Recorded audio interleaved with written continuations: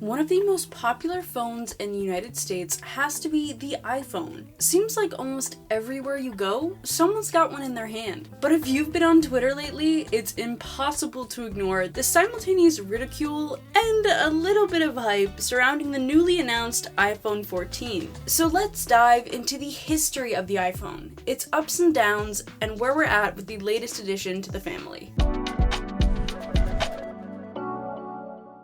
The very first iPhone was released in January of 2007 and was created by Steve Jobs as a way to blend the iPod with a cell phone. A revolutionary product. The Mac, the iPod, and now the iPhone.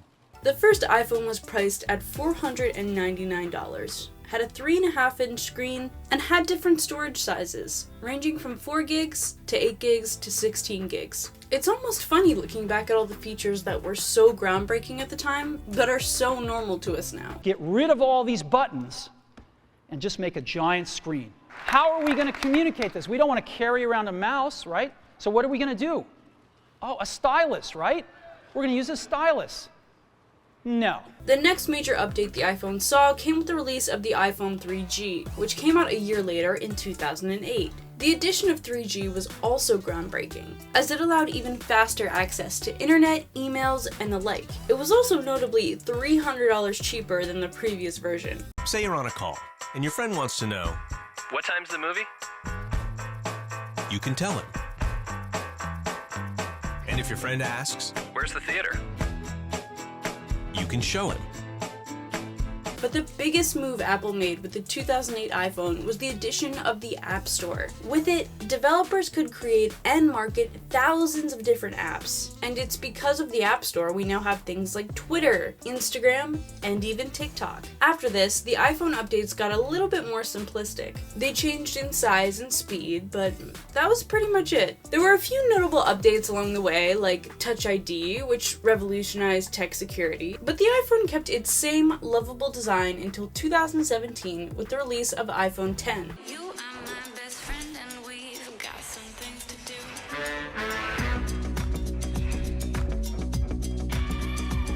iPhone X said goodbye to the home button and replaced that Touch ID system with Face ID, once again changing tech security forever. Then came the iPhone 11, and a quite fun array of colors, if I might add. iPhone 11 had a better quality screen, wide camera, 4K video recording capabilities, and up to 1 hour more battery life than the 10. The innovations in iPhone 11 are truly remarkable, and that starts with the design. iPhone 11 has a beautiful anodized aluminum and glass design. And that glass, it's the toughest ever in a smartphone, on the front and back.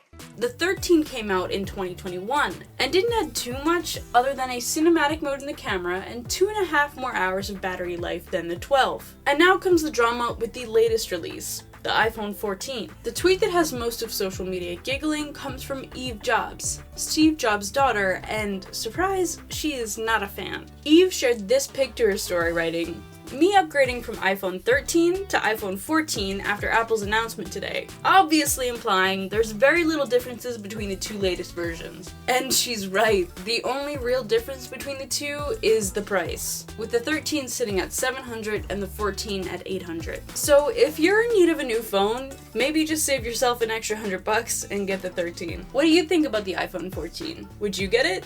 Let us know what you think and what you want to hear about next.